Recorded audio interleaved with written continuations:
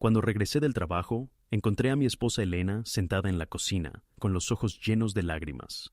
Apenas levantó la mirada cuando le pregunté qué había sucedido. Después de unos segundos de silencio, respiró hondo y dijo: «Tu yerno vino mientras no estabas».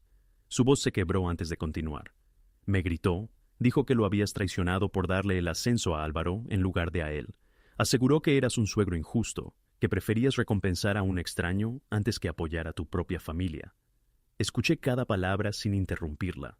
En ese momento entendí que aquello ya no era una simple discusión familiar. Al día siguiente, tomé una decisión que cambiaría muchas vidas. Ricardo dejó de formar parte de la empresa y además comenzaron las acciones legales correspondientes por un fraude que, según las investigaciones internas, superaba los 5 millones de pesos. Si esta historia logra mantener tu atención hasta el final, seguramente descubrirás que nada ocurrió por casualidad. También nos interesa saber desde qué lugar nos acompañas mientras escuchas este relato. Eran las 6:45 de la tarde cuando abrí la puerta de mi casa en la colonia Polanco, en la Ciudad de México. Cada día, al llegar, el aroma del café recién hecho era lo primero que me daba la bienvenida. Aquella tarde fue distinto. La casa seguía siendo la misma, pero el ambiente estaba cargado de una tensión difícil de explicar. Después de 32 años al frente de una empresa constructora que levanté desde cero con un préstamo de 50,000 pesos y jornadas interminables de trabajo, acababa de tomar una de las decisiones más difíciles de toda mi carrera. Había nombrado a Álvaro Maldonado como nuevo gerente de proyectos especiales.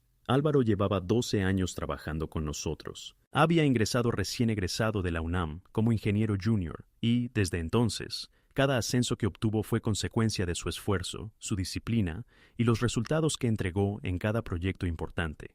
3 semanas antes se abrió la vacante para la gerencia. 5 candidatos internos presentaron su solicitud. Para mí no existía ninguna duda. Álvaro era, por mucho, el profesional mejor preparado para asumir esa responsabilidad. Entre los otros aspirantes también estaba Ricardo Sosa, mi yerno, esposo de mi única hija, Valeria, desde hacía 9 años. Ricardo llevaba apenas 4 años en la empresa. Era un buen ingeniero, cumplía con sus responsabilidades, entregaba el trabajo a tiempo y conocía bien su área. Sin embargo, dirigir un departamento completo de 8 ingenieros exigía algo más que capacidad técnica. Hacía falta experiencia, hacía falta liderazgo y, sobre todo, hacía falta la humildad suficiente para reconocer que aún quedaba mucho por aprender. Ricardo presentó su candidatura con una seguridad que rozaba la soberbia. Parecía convencido de que, por el simple hecho de ser el esposo de mi hija, el ascenso le pertenecía. Como si formar parte de mi familia fuera un pase directo a los puestos más altos de la empresa. Aquella misma mañana, durante la reunión mensual del consejo directivo, anuncié oficialmente la decisión frente a todos los gerentes y directores. Álvaro Maldonado asumiría la gerencia de proyectos especiales con efecto inmediato. El cargo incluía un incremento salarial del 35% y la dirección de un equipo completo. Ricardo estaba presente. Se encontraba sentado en la tercera fila. Vi perfectamente el instante en que comprendió lo que acababa de escuchar. Primero apareció la sorpresa, después la incredulidad y finalmente una expresión mucho más inquietante. Una rabia que apenas lograba ocultar detrás de una apariencia de profesionalismo. Cuando terminó la reunión, todos se acercaron a felicitar a Álvaro. Le estrechaban la mano con una alegría sincera. Ricardo, en cambio, abandonó la sala sin dirigir una sola palabra a nadie. No pasó por mi oficina para preguntarme qué podía mejorar. No solicitó una evaluación de su desempeño. No buscó entender por qué la decisión había sido otra. Simplemente desapareció del edificio sin despedirse.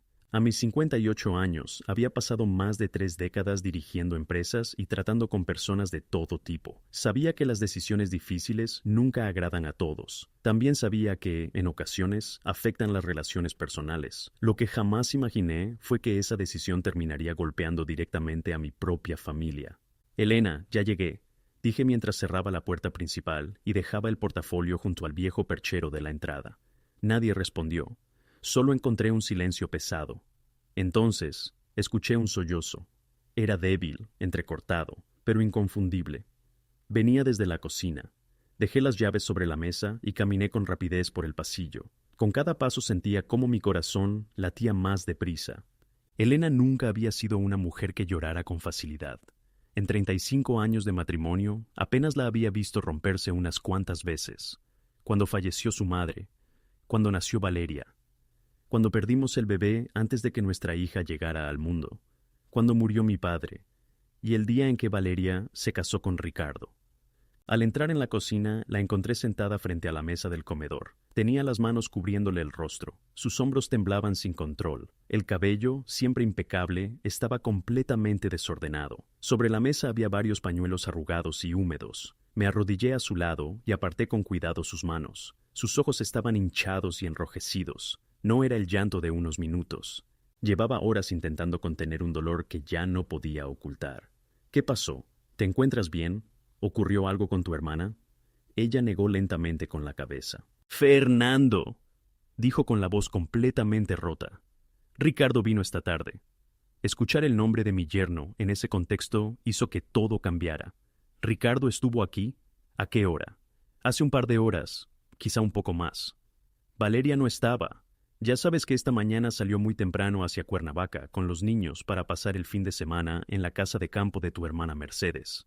Respiró profundamente varias veces, intentando recuperar el control antes de continuar. Pero había cosas que, incluso después de muchos años de matrimonio, seguían siendo demasiado difíciles de pronunciar. Ricardo llegó completamente fuera de sí. Fernando jamás lo había visto con ese nivel de ira en los 9 años que llevaba formando parte de nuestra familia. Sentí cómo la tensión recorría todo mi cuerpo. «Cuéntamelo todo», le dije a Elena. «No omitas ningún detalle».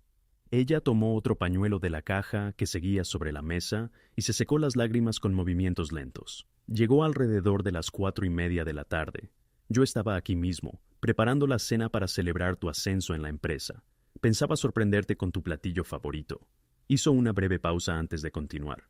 Cuando abrí la puerta, Ricardo tenía el rostro completamente enrojecido.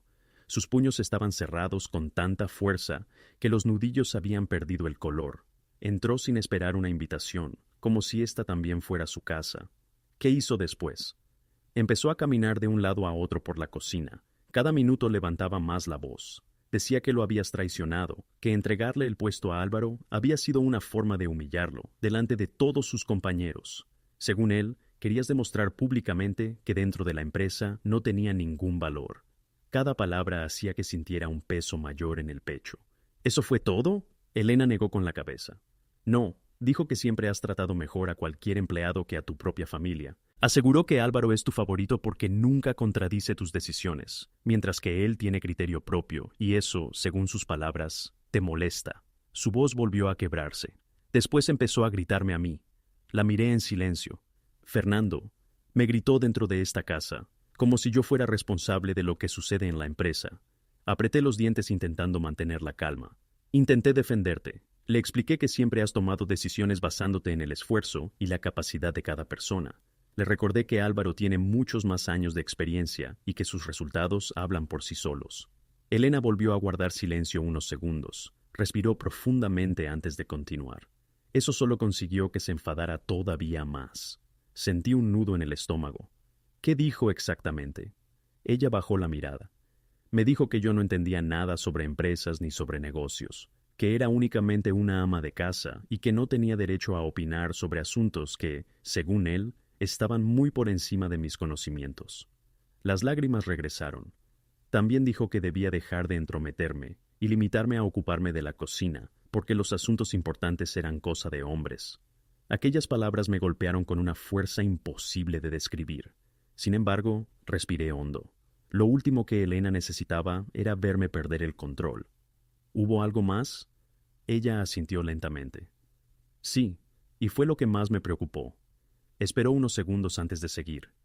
Dijo que él y Valeria pensaban dejar la empresa muy pronto.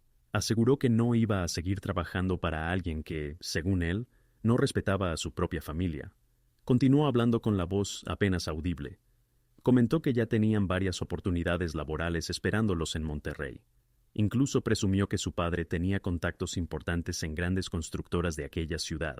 Me levanté despacio de la silla. Por un instante sentí que las paredes de la cocina se cerraban sobre nosotros. ¿Insinuó que pensaba llevarse a Valeria y a los niños? No lo dijo con esas palabras, respondió Elena, pero el mensaje fue muy claro. Recordó entonces la frase que más la había marcado. Dijo que esta familia tendría que elegir de qué lado estaba, y que nunca permitiría que sus hijos crecieran viendo cómo, Según él, su abuelo menospreciaba a su padre. Saqué el teléfono del bolsillo y llamé de inmediato a Valeria. El tono sonó una vez, 2, 3, 4, 5. Después entró el buzón de voz. Seguramente seguía en la casa de campo de Mercedes, donde la señal era casi inexistente. Guardé el teléfono lentamente. En ese momento tomé una decisión que nunca había tomado en los 32 años de historia de Constructora Ramírez. Convocaría una reunión extraordinaria del Consejo Directivo para la mañana siguiente. Sería un sábado, a las 7 en punto. Un día y una hora en la que normalmente nadie trabajaba. Aquella noche apenas pude cerrar los ojos. Presentía que lo ocurrido en mi cocina era solo el comienzo de algo mucho más grande. Esa noche, cuando Elena por fin consiguió quedarse dormida gracias al medicamento que su médica le había recetado para los momentos de mayor ansiedad, me encerré solo en el estudio del segundo piso. Encendí la computadora con una única idea en la cabeza. Necesitaba comprobar si todo aquello era únicamente el resultado de un ataque de ira, o si había algo mucho más profundo detrás de la actitud de Ricardo. Abrí los archivos internos de la empresa. Normalmente esos informes eran revisados por otros directivos. Como director general, mi responsabilidad era tomar decisiones estratégicas y mirar hacia el futuro de la compañía, no analizar cada factura una por una. Pero aquella noche sería diferente. Cada documento podía esconder una respuesta.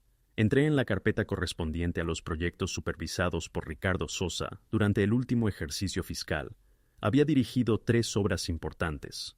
La primera, un complejo de oficinas en Querétaro. Presupuesto aprobado, 4,5 millones de pesos. Costo final, 6,200,000.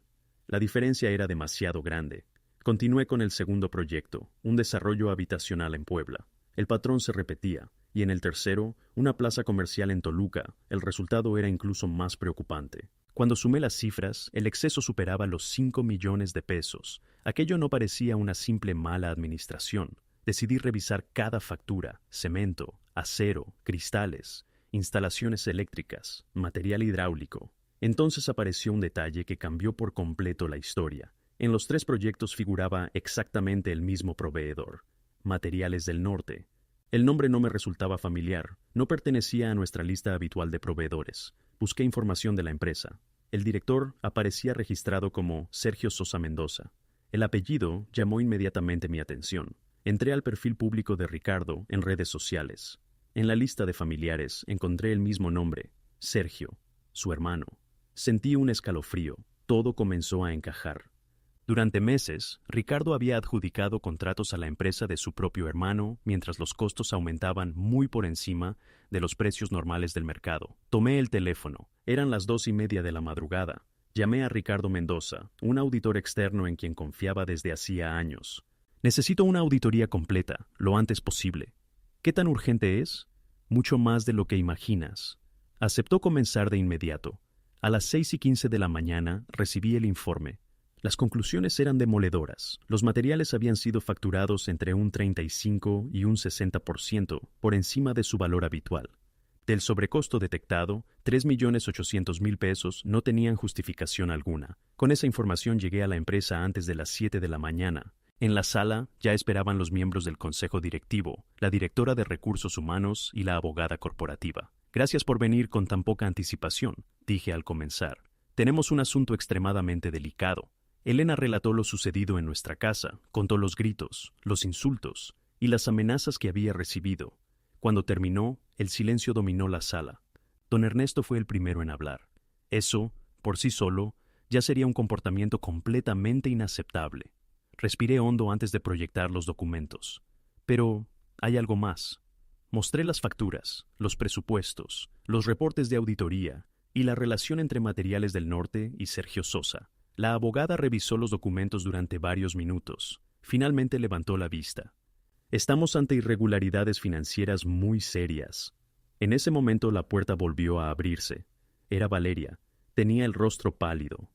Papá, ¿qué sucede? Le entregué toda la documentación. Mientras leía cada página, las lágrimas comenzaron a aparecer. No puede ser.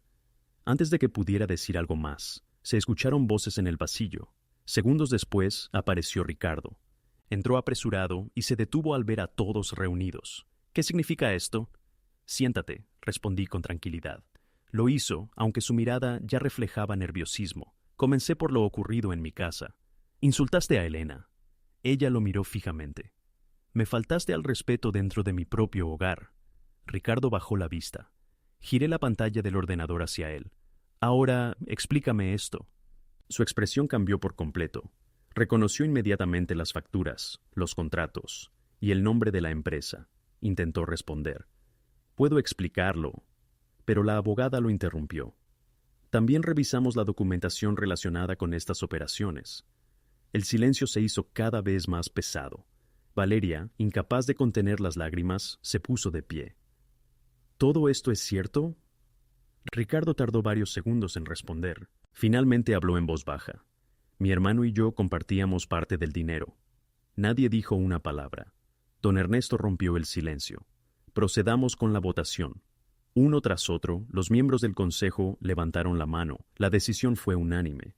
Ricardo quedó separado de la empresa de forma inmediata, y el caso pasó a las autoridades competentes para su investigación. 2 agentes de seguridad lo acompañaron hasta la salida. 6 meses después, el proceso había terminado. La investigación permitió recuperar una parte importante del dinero. Valeria decidió comenzar una nueva etapa de su vida junto a sus hijos. Mientras tanto, Álvaro asumió plenamente la gerencia y los resultados de la empresa mejoraron de manera notable durante los meses siguientes. Un domingo por la tarde, mientras compartíamos una comida familiar mucho más tranquila, Valeria me tomó la mano y sonrió. Gracias, papá. Gracias por haber hecho lo correcto, incluso cuando fue lo más difícil. Aquel día comprendí que dirigir una empresa exige tomar decisiones complicadas, pero proteger a la familia, incluso cuando eso implica enfrentar verdades dolorosas, requiere un valor todavía mayor. Si esta historia te acompañó hasta el final, esperamos que haya dejado una reflexión. Y si disfrutas relatos como este, encontrarás muchas más historias esperándote en el canal.